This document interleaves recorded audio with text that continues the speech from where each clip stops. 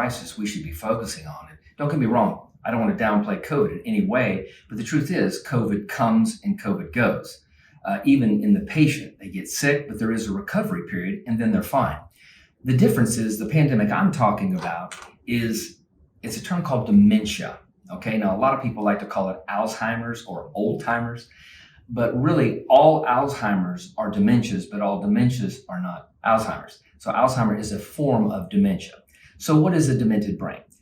It simply means that you have hills and you have valleys in a brain. When the hills get smaller and the valleys get wider, we call that dementia. That's when people start having trouble with their memories, retaining thoughts, even their activity levels begin to change and wane. Well, research clearly shows right now that really, if we roll the stats, we're already in the pandemic because it is on the rise. Dementias are on the rise, and it is a thing, and it's a real thing. So just avoiding it, hoping you're one of the ones that's not going to get it. Let me tell you something. Literally, some of the last research I showed actually shows that right now, unless we make some major changes in our diet, the way we're doing things, the way our lifestyles, that probably almost in the high 90s to even 100% of people are going to have at least some form of dementia. So it's no longer one of those things we can just sit around and just ignore or just pass it off as just something that's out there that I hope I don't get. So understanding dementias, if you understand that the process is not, you don't, like COVID, you don't just catch dementia. It's a 30 to 40 year disease. So in that 30 to 40 years, there's chronic inflammation in the body. And then it gets up into your brain and it just inflames the brain. And watch this, once that brain is inflamed, over time, it begins to damage the neurons in the brain. Those are nerve cells. And if you leave them like that for 30 to 40 years, you increase that degeneration. The hills get smaller, valleys get wider. Boom. Now you have a dementia. Now you have an Alzheimer's. Whatever the thought is, your brain is now degenerated. So that means it doesn't work right.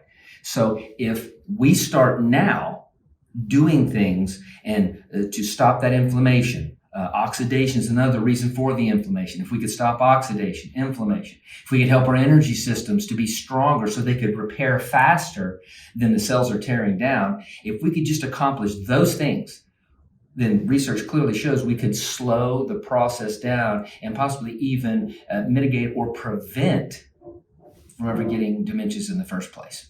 So obviously the cure for dementia is prevention. At this point, there are no pharmaceuticals that cure dementia. There is no, quote, known, not stem cells, not anything that we're using through our best technology. There currently is no cure for Alzheimer's outside of lifestyle, diet, and natural compounds that help to reverse the oxidation and inflammatory processes. In my book, Stop the Pain, I call them the big three. Now, I picked these three food categories. Number one, sugar, anything relating to sugar, and that includes refined foods.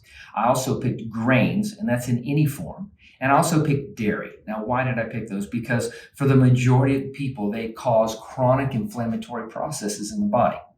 So it's not that we got all of the foods that cause sensitivities and inflammation, but if you take a chunk that large and you remove it from your diet and you start putting in all the other good foods that actually stop oxidation and actually help to prevent inflammation, then you can imagine it wouldn't take long for those inflammatory processes. It's like a fire to cause them to cool down and put the fire out. Okay, so we just eliminate the big three. So here is right off the press. This is just a fresh study that came out, especially with these new 5G networks. It's important. You need to hear this. Most people, when they have a cell phone, they put it right up into their head and they're talking. Well, they've now shown they took mice and they injected them with blue dye. Now, when they injected them with the blue dye and they cut open the tissues, all of the tissues were blue, right? Because the blue dye went into the tissues, except when they got to brain.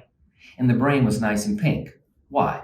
Because there's something called, it's like a force field around the brain called the blood-brain barrier. And it blocked that harmful dye from getting into the brain. Now, what was crazy, they took the 5G phone and put it up next to the mice's head, all of the mice. And when they injected them with blue dye, at the same time, they had those phones to their head receiving a signal. They noticed that when they cut them open, not only was the tissue blue, and before where the brains had been pink, now they were blue.